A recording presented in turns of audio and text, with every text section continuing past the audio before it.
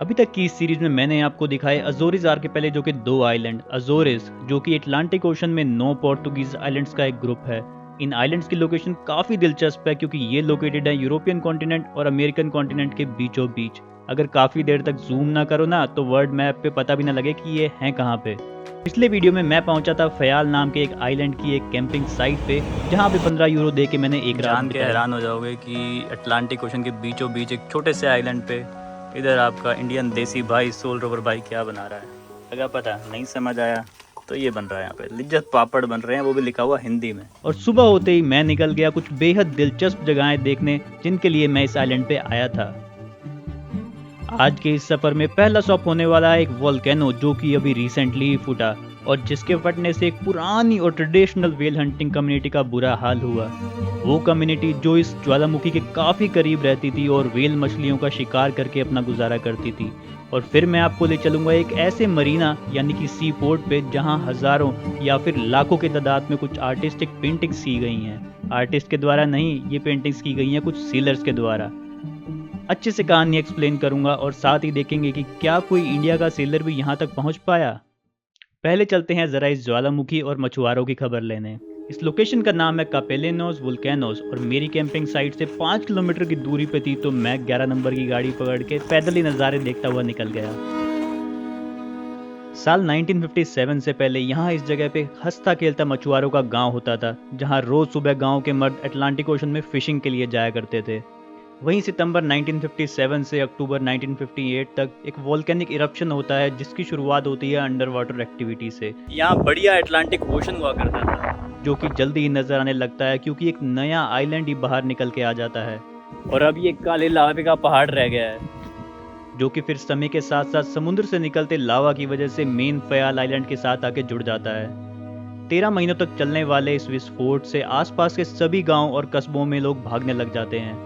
इस भारी विस्फोट के चलते यहाँ आसपास के सभी घर और ये लाइट हाउस भी तबाह हो जाता है।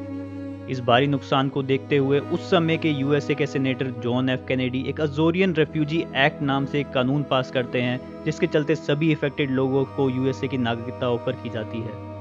यूएस फिशिंग विलेज को डेडिकेटेड यहाँ एक म्यूजियम भी बनाया जाता है जिसका नाम है कासा दोस पोतेस, it means house of boats. और इसके अंदर है जो वेलर जो वेल्स को पकड़ा करते थे उनके अंदर की बोट और उनके अंदर की कहानी और उन लोगों की तस्वीरें। ये पूरा डिजास्टर एक्सक्लूसिव इसलिए बन जाता है क्योंकि ये दुनिया का पहला ऐसा अंडर वाटर वोल्केनिक इरप्शन बना जो कि एक्चुअली में डॉक्यूमेंटेड था, क्योंकि इससे पहले जो भी ऐसे इरप्शन हुए वो हज़ारों या लाखों साल पहले हुए थे। अभी भी कैसे दूध मंडल काला पड़ा हुआ है और ऐसा बेदर्दी लग रहा है। बात करें अब की, तो जो लाइट हाउस पहले इस आइलैंड के कोने पे हुआ करता था और बोट्स को रास्ता दिखाया करता था वो अब लगभग 1 किलोमीटर अंदर की तरफ आ गया। कितना अटपटा लग रहा है ना ये लाइट हाउस, क्योंकि आमतौर पे लाइट हाउस होते हैं बिल्कुल किनारे पे, ज़मीन के किनारे पे और ओशन के बिल्कुल ही कॉर्नर पे, लेकिन ये है काफ़ी बीच में है क्योंकि किनारा अगर आप देख पा रहे हो तो किनारा काफ़ी दूर है। साथ ही ये पूरा एरिया एक टूरिस्ट या फिर जियोथर्मल एक्टिविटीज़ की रुचि रखने वाले लोगों की पसंदीदा जगह बन गया। यहाँ घूमने की एंट्री टिकट तो कोई नहीं है, लेकिन नज़ारे और हिस्ट्री की नॉलेज भरपूर है। इसके बाद 2 यूरो यानी 180 रुपये की ये बस लेके मैं निकल जाता हूँ इस आइलैंड के सबसे बड़े शहर की तरफ।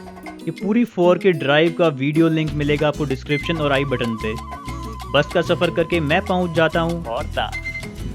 अच्छा, हॉर्ता क्योंकि फयाल आइलैंड की कैपिटल सिटी है तो यहाँ पे है इस आइलैंड का airport, passenger ferry boat terminal, बढ़िया मार्केट और कैफेज और साथ ही में हॉर्ता का वर्ल्ड फेमस मरीना। आप पहुँचा हूँ मैं दुनिया भर में वर्ल्ड फेमस हॉर्ता का मरीना।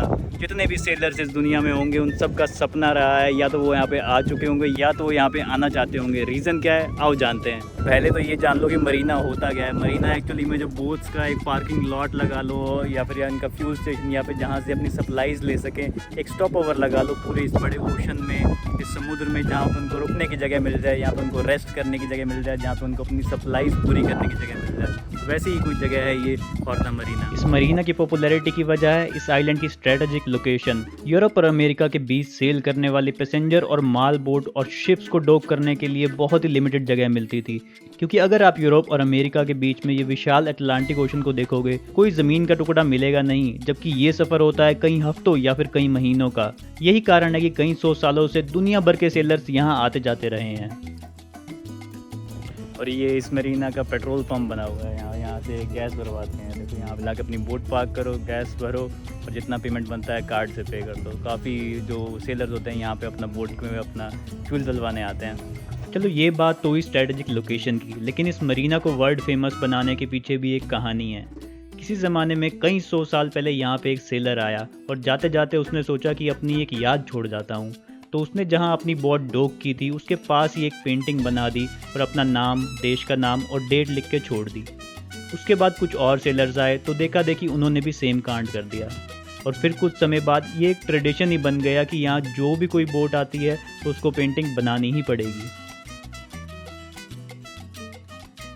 जहाँ भी जगह मिली हुई है वहाँ दीवार रंगी हुई है। काफ़ी लोगों ने तो एक डरावनी कहानी भी रच डाली कि जो यहाँ पे पेंटिंग नहीं बनाता उसका सफ़र कुछ खास लंबा चल नहीं पाता।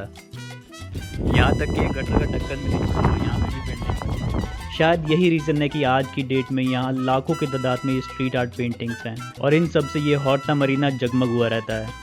अमेजिंग है भाई। जितनी भी दीवार देख रहे हो, ये सारी दीवार, उधर दीवार, पूरा जितना भी इसका एरिया है इस पूरे मरीना का, हर जगह पे पेंटिंग ही पेंटिंग। मतलब मैं कितनी देर से कोशिश कर रहा हूँ लेकिन पता नहीं 10 हज़ारों 20 हज़ारों देख चुका हूँ, लेकिन ख़त्म होने का नाम ले रही है। और हर फोटो, हर पेंटिंग कुछ ना कुछ अलग कहती है। साथ ही अब तो हर साल पेंटिंग ऑफ द ईयर का अवार्ड भी दिया जाता है।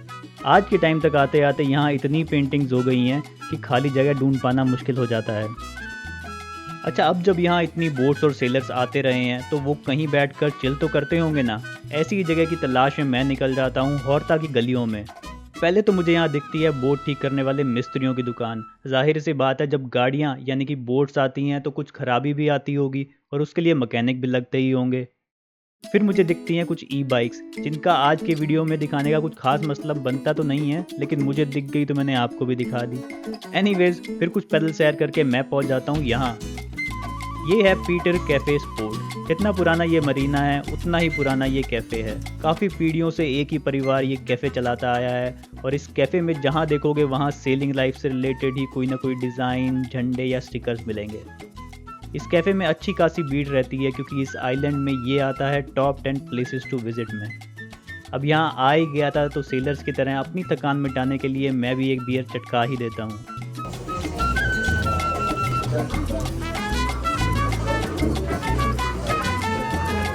और फिर कुछ देर और इस कैफ़े को निहारने के बाद मैं रुक करता हूँ अपनी करोड़ों की बोट खरीदने। आई मीन मेरी बोट राइड की टिकट खरीदने। कल के दिन मुझे जाना है पड़ोसी आइलैंड पे जिसका नाम है पीको आइलैंड, और वहाँ जाने का सबसे सस्ता और बेस्ट तरीका है ये सामने खड़ी हुई बोट लेके जाना। यहाँ इन आइलैंड्स पे एक ही कंपनी है जिसका नाम है अटलांटिको लाइन, जो कि ऑपरेट करती है। टिकट इसकी मैं ऑनलाइन भी करा सकता था, लेकिन मैंने जाके वहाँ टाइम वगैरह कंफर्म करके ही टिकट कराना बेहतर समझा।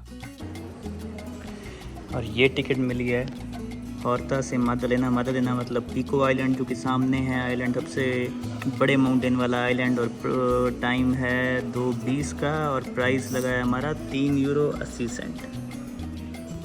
टिकट लेके मैं निकल जाता हूँ सुपरमार्केट की तरफ, सो दैट आज रात कैंपिंग करते हुए राशन पानी का जुगाड़ कर सकूँ। तो कॉन्टिनेंटल बेसिकली एक बड़ी सुपरमार्केट की चेन है। ये आ गया अपने पीछे। थोड़ा राशन पता ले लेते हैं अपनी कैंपिंग के लिए।